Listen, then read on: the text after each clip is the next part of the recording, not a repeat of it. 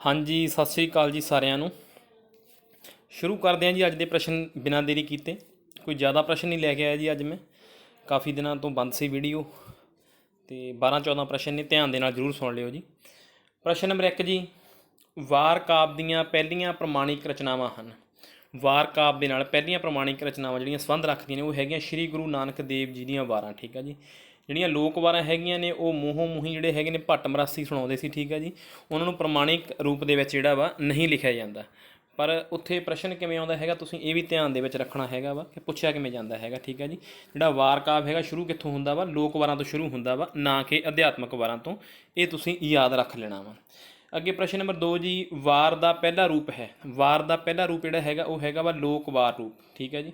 ਜਿਹੜੀਆਂ ਮਤਲਬ ਕਿ ਲੋਕ ਵਾਰ ਰੂਪਾਣੀਆਂ ਮਤਲਬ ਕੀ ਆ, ਪੂਰਬ ਨਾਨਕ ਕਾਲ ਜਾਂ ਪੂਰਬ ਮੁਗਲ ਕਾਲ ਤੋਂ ਪਹਿਲਾਂ ਜਿਹੜੀਆਂ ਮਿਲਦੀਆਂ ਹੈਗੀਆਂ ਨੇ 6 ਵਾਰਾਂ। ਠੀਕ ਹੈ ਜੀ। 3 ਵਾਰਾਂ ਸ਼੍ਰੀ ਗੁਰੂ ਨਾਨਕ ਦੇਵ ਜੀ ਦੀਆਂ। ਠੀਕ ਹੈ ਜੀ। ਸੌਰੀ, ਨਾਨਕ ਕਾਲ ਦੇ ਵਿੱਚ। ਠੀਕ ਆ। ਕਿਹੜੀਆਂ ਕਿਹੜੀਆਂ ਵਾਰਾਂ ਹੈਗੀਆਂ ਤੁਸੀਂ ਯਾਦ ਰੱਖ ਲੈਣੀਆਂ ਕਿ ਕਿਹੜੀ ਵਾਰ ਜਿਹੜੀ ਆ ਨਾਨਕ ਕਾਲ ਦੀ ਹੈਗੀ ਆ। ਠੀਕ ਆ। ਟ੍ਰਿਕ ਬਣਾ ਲਿਓ ਕੋਈ, ਕਿਵੇਂ ਨਾ ਕਿਵੇਂ ਤੁਸੀਂ ਯਾਦ ਰੱਖ ਲੈਣਾ। ਠੀਕ ਆ। ਮੈਂ ਜਿਵੇਂ ਬਣਾਇਆ ਹੈ ਯੋਧਾ, ਵੀਰਾ, ਰਾਣਾ, ਮਲਕ। ਠੀਕ ਆ। ਇਹ ਤਿੰਨਾਂ ਜਿਹੜੇ ਸ਼ਬਦ ਹੈਗੇ ਨੇ, ਚਾਰੇ ਸ਼ਬਦ ਜਿਹੜੀਆਂ ਲਾਈਨਾਂ ਦੇ ਵਿੱਚ ਆਉਂਦੇ ਹੈਗੇ ਨੇ, ਯੋਧਾ, ਵੀਰਾ, ਰਾਣਾ, ਮਲਕ, ਇਹ ਸ਼ਬਦ 3 ਵਾਰਾਂ ਦੇ ਵਿੱਚ ਆਉਂਦੇ ਹੈਗੇ ਨੇ। ਠੀਕ ਆ ਜੀ। ਤਾਂ ਇਹ ਜਿਹੜੀਆਂ ਵਾਰਾਂ ਹੈਗੀਆਂ ਨੇ ਇਹ ਗੁਰੂ ਨਾਨਕ ਕਾਲ ਦੀਆਂ ਵਾਰਾਂ ਹੈਗੀਆਂ ਨੇ। ਅੱਗੇ ਜੀ ਪ੍ਰਸ਼ਨ ਨੰਬਰ 3, ਵੀਰਸੀ ਵਾਰਾਂ ਲਈ ਜ਼ਰੂਰੀ ਹੈ। ਦੇਖੋ ਜਿਹੜੀਆਂ ਵੀਰਸੀ ਵਾਰਾਂ ਹੈਗੀਆਂ ਉਹਨਾਂ ਦੇ ਲਈ ਜਿਹੜਾ ਬਿਰਤਾਂਤ ਵਾ ਉਹ ਜ਼ਰੂਰੀ ਹੈਗਾ। ਬਿਰਤਾਂਤ ਜਦੋਂ ਕਿਸੇ ਰਚਨਾ ਦਾ ਜਿਹੜਾ ਵਾ ਕੜੀ ਜਿਹੜੀ ਇੱਕ ਕੜੀ ਜਿਹੜੀ ਦੂਜੀ ਕੜੀ ਦੇ ਨਾਲ ਜੁੜੀ ਹੋਈ ਹੈਗੀ ਆ, ਜਿਹਦੇ ਵਿੱਚੋਂ ਜਿਹੜਾ ਕਰੀਏ ਕਿ ਇੱਕ ਉਤਸੁਕਤਾ ਹੈਗੀ, ਇੱਕ ਸਵਾਦ ਹੈਗਾ ਪੜ੍ਹਨ ਦਾ, ਉਹ ਮਤਲਬ ਕਿ ਰਸ ਹੈਗਾ ਵਾ ਉਹ ਜਾਰੀ ਰਹਿੰਦਾ। ਠੀਕ ਹੈ ਜੀ। ਵਰਣਨ ਤੋਂ ਛੋਟਾ ਹੈਗਾ, ਸੌਰੀ ਬਿਰਤਾਂਤ ਤੋਂ ਛੋਟਾ ਹੈਗਾ ਵਰਣਨ। ਠੀਕ ਆ। ਜਿਹੜਾ ਕਿ ਅਧਿਆਤਮਕ ਵਾਰਾਂ ਦੇ ਵਿੱਚ ਜਿਹੜਾ ਵਾ ਪਾਇਆ ਜਾਂਦਾ ਵਾ। ਸੋ ਵੀਰਸੀ ਵਾਰਾਂ ਦੇ ਲਈ ਜਿਹੜਾ ਬਿਰਤਾਂਤ ਜਿਹੜਾ ਹੈਗਾ ਵਾ ਕੇਂਦਰੀ ਤੱਤ ਕਹਿ ਸਕਦੇ ਹਾਂ ਜਾਂ ਜ਼ਰੂਰੀ ਤੱਤ ਕਹਿ ਸਕਦੇ ਹਾਂ। ਤਾਂ ਅਧਿਆਤਮਕ ਵਾਰਾਂ ਦੇ ਵਿੱਚ ਜਿਹੜਾ ਵਾ ਵਰਣਨ ਜਿਹੜਾ ਹੈਗਾ ਵਾ। ਅਗਲਾ ਪ੍ਰਸ਼ਨ ਹੈਗਾ ਜੀ ਸਾਡਾ, ਅਧਿਆਤਮਕ ਵਾਰਾਂ ਦੀ ਪ੍ਰਵਿਰਤੀ ਹੈ ਦਾਰਸ਼ਨਿਕ। ਜਿਹੜੀਆਂ ਅਧਿਆਤਮਕ ਵਾਰਾਂ ਹੈਗੀਆਂ ਨੇ ਉਹ ਦਾਰਸ਼ਨਿਕ ਹੈਗੀਆਂ ਨੇ। ਠੀਕ ਹੈ ਜੀ। ਉਹਦੇ ਵਿੱਚ ਮਤਲਬ ਕੀ ਹੈਗਾ, ਦਵੰਦਾਤਮਕ ਤਣਾਅ ਹੈਗਾ ਹੈ ਨਾ, ਮਨਮੁਖ ਦੇ ਵਿੱਚ ਜਾਂ ਗੁਰਮੁਖ ਦੇ ਅਧੀਨ। ਠੀਕ ਹੈ। ਮਤਲਬ ਕੀ ਆ ਬ੍ਰਹਮ ਦੇ ਵਿਸ਼ੇ ਨੂੰ ਲੈ ਕੇ ਜਾਂ ਪ੍ਰਮਾਤਮਾ ਦੇ ਵਿਸ਼ੇ ਨੂੰ ਲੈ ਕੇ ਜਿਹੜਾ ਮਤਲਬ ਕਿ ਇਨਸਾਨ ਦੇ ਪ੍ਰਤੀ ਜਿਹੜਾ ਆਪਸੀ ਟਕਰਾਓ ਹੈਗਾ ਮਨ ਦੇ ਵਿੱਚ। ਠੀਕ ਹੈ ਜੀ। ਅੱਗੇ ਜੀ ਪ੍ਰਸ਼ਨ ਨੰਬਰ ਅਗਲਾ, ਲੋਕ ਵਾਰਾਂ ਵਿੱਚ ਕੇਂਦਰੀ ਤੱਤ ਹੈ ਟਕਰਾਓ। ਲੋਕ ਵਾਰਾਂ ਦੇ ਵਿੱਚ ਦੋ ਵਿਰੋਧੀ ਧਿਰਾਂ ਨੇ। ਠੀਕ ਹੈ ਜੀ। ਜਿਵੇਂ ਹਸਨਾ ਮਹਿਮਾ ਹੋ ਗਿਆ। ਠੀਕ ਹੈ ਜੀ। ਰਾਏ ਕਮਾਲ ਜਾਂ ਜਿੰਨੀਆਂ ਵੀ ਵਾਰਾਂ ਹੈਗੀਆਂ ਹਨ, ਤਾਂ ਮਤਲਬ ਦੋ ਮਨੁੱਖ ਹੈਗੇ ਨੇ ਜਿਨ੍ਹਾਂ ਦੇ ਵਿੱਚ ਆਪਸੀ ਟਕਰਾਓ ਜਿਹੜਾ ਹੈਗਾ ਵਾ ਮਤਲਬ ਜਿਹੜਾ ਵਾ ਪਾਇਆ ਜਾਂਦਾ ਵਾ। ਅਧਿਆਤਮਕ ਵਾਰਾਂ ਵਿੱਚ ਕੇਂਦਰੀ ਤੱਤ ਹੈਗਾ ਜੀ ਦਵੰਦਾਤਮਕ ਤਣਾਓ। ਦਵੰਦਾਤਮਕ ਮਤਲਬ ਕੀ ਆ, ਆਪਸੀ ਮਨ ਦੇ ਨਾਲ। ਠੀਕ ਹੈ। ਜਿਵੇਂ ਆਪਾਂ ਦੇਖਦੇ ਹੈਗੇ ਆ ਮਨਮੁਖ ਦੇ ਵਿੱਚ ਜਾਂ ਗੁਰਮੁਖ ਦੇ ਵਿੱਚ ਹੈ ਨਾ, ਹਵਾਲੇ ਦੇ ਕਿਹੜੇ ਸਮਝਾਇਆ ਗਿਆ ਹੈ ਨਾ। ਅੱਗੇ ਜੀ ਪ੍ਰਸ਼ਨ ਨੰਬਰ ਨੈਕਸਟ, ਸਭ ਤੋਂ ਵੱਧ ਵਾਰਾਂ ਲਿਖੀਆਂ ਭਾਈ ਗੁਰਦਾਸ ਜੀ ਨੇ। ਤਾਂ ਸਭ ਤੋਂ ਵੱਧ ਜਿਹੜੀਆਂ ਵਾਰਾਂ ਆਉਂਦੀਆਂ ਹੈਗੀਆਂ ਨੇ ਭਾਈ ਗੁਰਦਾਸ ਜੀ ਨੇ ਲਿਖੀਆਂ। ਇਹ ਵੈਸੇ ਸਾਰਿਆਂ ਦਾ ਜਿਹੜਾ ਪ੍ਰਸ਼ਨ ਹੈ ਇਹ ਸਹੀ ਹੀ ਜਾਵੇਗਾ, ਸਾਰਿਆਂ ਨੂੰ ਹੀ ਪਤਾ ਵਾ। ਜਿਹੜਾ ਸਾਡਾ ਅਗਲਾ ਪ੍ਰਸ਼ਨ ਹੈਗਾ ਜੀ, ਸਭ ਤੋਂ ਲੰਮੀ ਵਾਰ ਪੰਜਾਬੀ ਵਾਰਾਂ ਜਿਹੜੀ ਹੈਗੀ ਆ ਪਿਆਰਾ ਸਿੰਘ ਪਦਮ ਦੀ ਕਿਤਾਬ ਹੈਗੀ ਆ ਨਾ ਪੰਜਾਬੀ ਵਾਰਾਂ। ਠੀਕ ਆ। ਉਹਦੇ ਵਿੱਚ ਨਿਜਾਵਤ ਦੀ ਜਿਹੜੀ ਵਾਰ ਹੈਗੀ ਆ, ਵਾਰ ਨਾਦਰ ਸ਼ਾਹ ਜਿਹੜੀ ਹੈਗੀ ਆ ਉਹ ਸਭ ਤੋਂ ਲੰਮੀ ਵਾਰ ਲਿਖਿਆ ਹੋਇਆ ਵਾ।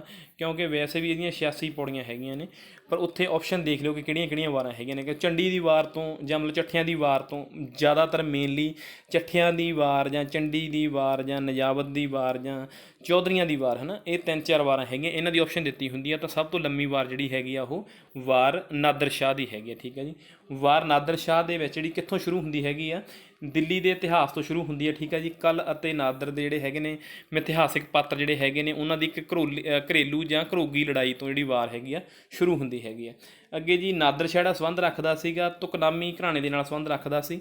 ਅਤੇ ਨਿਜਾਵਤ ਠੀਕ ਹੈ ਜੀ ਤਕਰੀਬਨ ਪਤਾ ਹੀ ਹੋਣਾ ਵਾ, ਸ਼ਾਹਪੁਰ ਮਟੀਲਾ ਹਰਲਾ ਮੁਸਲਮਾਨ ਰਾਜਪੂਤ ਸੀਗਾ। ਠੀਕ ਹੈ ਜੀ। ਅਤੇ ਵਾਰ ਮੰਨੀ ਕਿਹਦੀ ਜਾਂਦੀ ਹੈਗੀ ਆ, ਸ਼ਾਹ ਚੰਨ ਚਿਰਾਗ ਦੀ। ਠੀਕ ਆ। ਇਹ ਨਾਮ ਵੀ ਤੁਸੀਂ ਯਾਦ ਰੱਖ ਲੈਣਾ ਵਾ ਕਿ ਵਾਰ ਜਿਹੜੀ ਆ ਮੰਨੀ ਜਾਂਦੀ ਹੈਗੀ ਹੈ ਨਾ। ਦੋ ਤੁਕਾਂ ਦੇ ਵਿੱਚ ਨਿਜਾਵਤ ਦਾ ਨਾਂ ਆਉਣ ਕਰਕੇ ਜਿਹੜੀ ਵਾਰ ਵਾ ਨਿਜਾਵਤ ਦੀ ਪ੍ਰਮਾਣਿਕ ਹੋ ਜਾਂਦੀ ਹੈਗੀ ਆ। ਲਿਖੀ ਕਦੋਂ ਗਈ ਹੈਗੀ ਆ, ਠੀਕ ਹੈ ਜੀ, ਪਹਿਲਾਂ ਵੀ ਆਪਾਂ ਗੱਲ ਕਰ ਚੁੱਕੇ ਹਾਂ ਕਿ ਉਹਨੇ ਹਮਲਾ ਕਦੋਂ ਕੀਤਾ, ਤੁਹਾਡੇ ਦਿਮਾਗ ਦੇ ਵਿੱਚ ਹੋਣਾ ਚਾਹੀਦਾ। 1739 ਦੇ ਵਿੱਚ ਤਾਂ 50 ਸਾਲ ਬਾਅਦ ਲਿਖੀ ਗਈ। ਠੀਕ ਹੈ ਜੀ।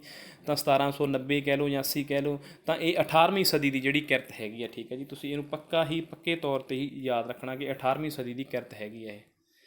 ਅੱਗੇ ਜੀ ਕਹਾਣੀ ਹੈਗੀ ਆ, ਮੈਂ ਅੱਜ ਹੀ ਪੜ੍ਹੀ ਸੀ ਇਹ, ਇੱਕ ਸੀ ਕੁੜੀ। ਠੀਕ ਹੈ ਜੀ। ਇੱਕ ਸੀ ਕੁੜੀ ਕਹਾਣੀ ਸੁਣੀ, ਕਾਫੀ ਜਣਿਆਂ ਨੇ ਹੋਣੀ ਆ, ਮਤਲਬ ਨਾਮ ਸਾਰਿਆਂ ਨੂੰ ਪਤਾ ਹੋਣਾ ਹੈ ਨਾ ਕਿ ਦਲੀਪ ਕੌਰ ਟਿਵਾਣਾ ਜੀ ਦੀ ਕਹਾਣੀ ਹੈਗੀ ਹੈ, ਪਰ ਵਧੀਆ ਕਹਾਣੀ ਲਿਖੀ ਹੋਈ ਹੈ। ਇਹਦੀ ਮੁੱਖ ਪਾਤਰ ਹੈਗੀ ਆ ਮੀਰਾ। ਠੀਕ ਹੈ ਜੀ। ਮੀਰਾ ਦੀਆਂ 2 ਭੈਣਾਂ ਹੁੰਦੀਆਂ ਨੇ। ਠੀਕ ਹੈ ਜੀ। ਅਤੇ ਮੀਰਾ ਜਿਹੜੀ ਹੈ, ਮੀਰਾ ਦਾ ਪਿਤਾ ਹੁੰਦਾ ਅਕਸਰ ਮਾਰਦਾ ਕੁੱਟਦਾ ਹੁੰਦਾ ਵਾ। ਤਾਂ ਆਪਣੀ ਉਹ ਜਦੋਂ ਉਹਦਾ ਪਿਤਾ ਉਹਦੀ ਮਾਂ ਨੂੰ ਮਾਰਦਾ ਹੁੰਦਾ ਤਾਂ ਅਕਸਰ ਮੀਰਾ ਮੂਹਰੇ ਹੋ ਕੇ ਆਪਣੀ ਮਾਂ ਨੂੰ ਛੁਡਾ ਦਿਆ ਕਰਦੀ ਹੈ ਨਾ, ਜਾਂ ਮਤਲਬ ਪੜ੍ਹਨ ਲਿਖਣ ਦੇ ਵਿੱਚ ਪਿੱਛੇ ਰਹੀ ਹੈ ਨਾ। ਮਤਲਬ ਘਰੇਲੂ ਕੰਮਾਂ ਕਾਰਾਂ ਦੇ ਵਿੱਚ ਮੀਰਾ ਨੇ ਕਾਫੀ ਆਪਣੀ ਮਾਤਾ ਦਾ ਬੜਾ ਸਾਥ ਦਿੱਤਾ ਹੈਗਾ। ਉਹਦੀਆਂ 2 ਭੈਣਾਂ ਹੈਗੀਆਂ ਨੇ, ਇੱਕ ਦਾ ਨਾਂ ਚੰਚਲ ਹੈਗਾ, ਇੱਕ ਦਾ ਨਾਂ ਅਰੁਣਾ, ਸ਼ਾਇਦ ਹੁਣ ਦਿਮਾਗ 'ਚ ਨਹੀਂ ਆ ਰਿਹਾ ਹੈਗਾ। 2 ਭੈਣਾਂ ਹੈਗੀਆਂ ਕਹਿਣ ਦਾ ਮਤਲਬ, ਇੱਕ ਦਾ ਨਾਂ ਚੰਚਲ ਹੈਗਾ। ਉਹਨਾਂ ਦਾ ਅੱਗੇ ਵਿਆਹ ਹੋ ਜਾਂਦੇ ਹੈਗੇ ਨੇ, ਉਹਦੇ ਜਵਾਈ ਭਾਈ ਮਿਲਦੇ ਹੈਗੇ ਨੇ, ਜਾਂ ਮੀਰਾ ਦੇ ਜੀਜੇ ਕਹਿ ਸਕਦੇ ਉਹ ਵੀ ਬਹੁਤ ਵਧੀਆ ਹੁੰਦੇ ਨੇ। ਉਹ 3 ਸਾੜੀਆਂ ਲੈ ਕੇ ਆਉਂਦੇ ਹੈਗੇ ਨੇ। ਮੀਰਾ ਕੋਲ ਕੱਪੜੇ ਨਹੀਂ ਹੁੰਦੇ ਵਧੀਆ ਢੰਗ ਨਾਲ ਪਾਉਣ ਨੂੰ, ਕਦੇ ਸਿਨੇਮਾ ਦੇਖਣ ਜਾਣਾ ਹੁੰਦਾ ਜਾਂ ਵਿਆਹ ਸ਼ਾਦੀ 'ਤੇ ਜਾਣਾ ਹੁੰਦਾ ਹੈ ਨਾ। ਤਾਂ ਮਤਲਬ ਉਹ ਜਿਹੜੇ ਮੁੰਡੇ ਹੈਗੇ ਨੇ ਉਹ ਕਿਵੇਂ ਨਾ ਕਿਵੇਂ ਮਤਲਬ ਕਿ ਮੀਰਾ ਦੇ ਲਈ ਕੱਪੜੇ ਲੈ ਕੇ ਆਉਂਦੇ ਨੇ। 3 ਸਾੜੀਆਂ ਲੈ ਕੇ ਆਉਂਦੇ ਨੇ, ਬਹੁਤ ਵਧੀਆ ਹੁੰਦੀਆਂ ਨੇ। ਤਾਂ ਮੀਰਾ ਦੀ ਜਿਹੜੀ ਮਾਂ ਹੈਗੀ ਆ ਉਹ ਸਾਂਭ ਕੇ ਰੱਖ ਦਿੰਦੀ ਹੈਗੀ ਆ, ਕਹਿੰਦੀ ਫੜਾ ਉਰੇ ਸਾੜੀਆਂ ਹੈ ਨਾ, ਮਤਲਬ ਜਿਹੜੀਆਂ ਹੈਗੀਆਂ ਨੇ ਕੁੜੀਆਂ ਦੇ ਕੰਮ ਆਉਣਗੀਆਂ। ਤਾਂ ਮੀਰਾ ਜਿਹੜੀ ਹੈਗੀ ਆ ਉਹ ਸੋਚਦੀ ਹੈਗੀ ਆ ਅਤੇ ਮੈਂ ਵੀ ਤਾਂ ਇੱਕ ਕੁੜੀ ਹੈਗੀ ਆ, ਮਤਲਬ ਜਿਹੜੀ ਆ ਉਹਦਾ ਬਲੀਦਾਨ ਜਾਂ ਉਹਦਾ ਮਤਲਬ ਕੁਰਬਾਨੀ ਦਿਖਾਈ ਗਈ ਹੈ ਇੱਕ ਪਰਿਵਾਰ ਦੇ ਲਈ ਹੈ ਨਾ। ਤਾਂ ਮੀਰਾ ਇੱਕ ਸੀ ਕੁੜੀ ਕਹਾਣੀ ਦੀ ਮੁੱਖ ਪਾਤਰ ਜਿਹੜੀ ਹੈਗੀ ਆ ਮੀਰਾ ਹੈਗੀ ਆ, ਤੁਸੀਂ ਇਸ ਨੂੰ ਯਾਦ ਰੱਖ ਲੈਣਾ ਵਾ। ਅੱਗੇ ਕਹਾਣੀ ਹੈਗੀ ਹੈ ਜੀ ਸਤੀਆਂ ਸਈ ਕਹਾਣੀ, +2 ਦੇ ਵਿੱਚ ਹੈਗੀ ਹੈ ਕਹਾਣੀ। ਇਹ ਸਤੀਆਂ ਸਈ ਜਿਹੜੀ ਕਹਾਣੀ ਹੈਗੀ ਹੈ ਜੀ ਇਹ ਵੀ ਦਲੀਪ ਕੌਰ ਟਿਵਾਣਾ ਦੀ ਲਿਖੀ ਹੋਈ ਹੈ। ਇਹਦੀ ਮੁੱਖ ਪਾਤਰ ਹੈਗੀ ਆ ਭਗਤ ਸਿੰਘ ਦੀ ਮੰਗੇਤਰ। ਇਸ ਕਹਾਣੀ ਦੀ ਇੱਕ ਖਾਸੀਅਤ ਹੈਗੀ ਹੈ ਜੀ, ਕਹਾਣੀ ਸ਼ੁਰੂ ਹੁੰਦੀ ਆ ਇਹ ਕਹਾਣੀ ਅਸਲ 'ਚ ਮਨੋਵਿਗਿਆਨਿਕ ਕਹਾਣੀ ਹੈਗੀ ਆ। ਮਨੋਵਿਗਿਆਨਿਕ ਕਿਵੇਂ ਹੈਗੀ ਆ, ਕਲਪਨਾ ਦੇ ਆਧਾਰ 'ਤੇ ਲਿਖੀ ਗਈ ਕਹਾਣੀ ਹੈਗੀ ਆ। ਜਿਹੜੀ ਲੇਖਕ ਹੈਗੀ ਆ, ਜਿਹੜੀ ਮਤਲਬ ਲੇਖਿਕਾ ਹੈਗੀ ਆ, ਉਹ ਸਟੇਸ਼ਨ 'ਤੇ ਮਤਲਬ ਗੱਡੀ ਦੇ ਡੱਬੇ ਵਿੱਚ ਬੈਠੀ ਹੈਗੀ ਆ। ਨਾ ਮੰਗਤਾ ਆਉਂਦਾ ਹੈਗਾ ਇੱਕ ਗੀਤ ਗਾਉਂਦਾ ਹੈਗਾ ਵਾ ਕਿ ਜਦ ਵੀਰ ਭਗਤ ਸਿੰਘ ਦੱਤ ਨੂੰ ਦਿੱਤਾ ਫਾਂਸੀ ਦਾ ਹੁਕਮ ਸੁਣਾ, ਉਹਦੀ ਹੋਵਣ ਵਾਲੀ ਨਾਰ ਨੂੰ ਜਦੋਂ ਦੱਸਿਆ ਕਿਸੇ ਨੇ ਜਾ, ਹੈ ਨਾ। ਤਾਂ ਉੱਥੋਂ ਉਹ ਲਾਈਨਾਂ ਤੋਂ ਉਹਦੇ ਦਿਮਾਗ ਦੇ ਵਿੱਚ ਆਈਡੀਆ ਆ ਜਾਂਦਾ ਵਾ, ਜਾਂ ਖਿਆਲ ਆ ਜਾਂਦਾ ਕਿ ਵਾਕਈ ਉਸ ਇਨਸਾਨ 'ਤੇ ਕੀ ਬੀਤੀ ਹੋਵੇਗੀ, ਜਾਂ ਭਗਤ ਸਿੰਘ ਦੀ ਮੰਗੇਤਰ 'ਤੇ ਕੀ ਬੀਤੀ ਹੋਵੇਗੀ ਜਦੋਂ ਉਸ ਨੂੰ ਪਤਾ ਲੱਗਿਆ ਹੋਵੇਗਾ ਕਿ ਭਗਤ ਸਿੰਘ ਨੂੰ ਕਿਹੜੀ ਆ ਫਾਂਸੀ ਜਿਹੜੀ ਆ ਹੋ ਗਈ ਆ। ਤਾਂ ਉਹ ਜਦੋਂ ਟ੍ਰੇਨ ਚੱਲਦੀ ਹੈਗੀ ਆ ਤਾਂ ਮਤਲਬ ਕਿ ਉਹ ਖਿਆਲੋ ਖਿਆਲ ਮਤਲਬ ਕਿ ਦੂਰ ਦਸੱਦੇ ਪਿੰਡ ਦੇ ਵਿੱਚ ਬੈਠੀ ਇੱਕ ਮੁਟਿਆਰ ਦੇ ਕੋਲ ਜਾ ਵੜਦੀ ਆ ਅਤੇ ਉਹਨੂੰ ਪੁੱਛਦੀ ਹੈਗੀ ਆ ਕਿ ਮਤਲਬ ਤੂੰ ਜਿਹੜੀ ਜ਼ਿੰਦਗੀ ਆ ਕਿਵੇਂ ਗੁਜ਼ਾਰੀ ਹੈਗੀ ਆ। ਭਾਵ ਭਗਤ ਸਿੰਘ ਦੀ ਮੰਗੇਤਰ ਨੂੰ ਪੁੱਛਦੀ ਹੈਗੀ ਕਿ ਤੂੰ ਜਿਹੜਾ ਜੀਵਨ ਵਾ ਕਿਵੇਂ ਗੁਜ਼ਾਰਿਆ ਹੈਗਾ ਵਾ।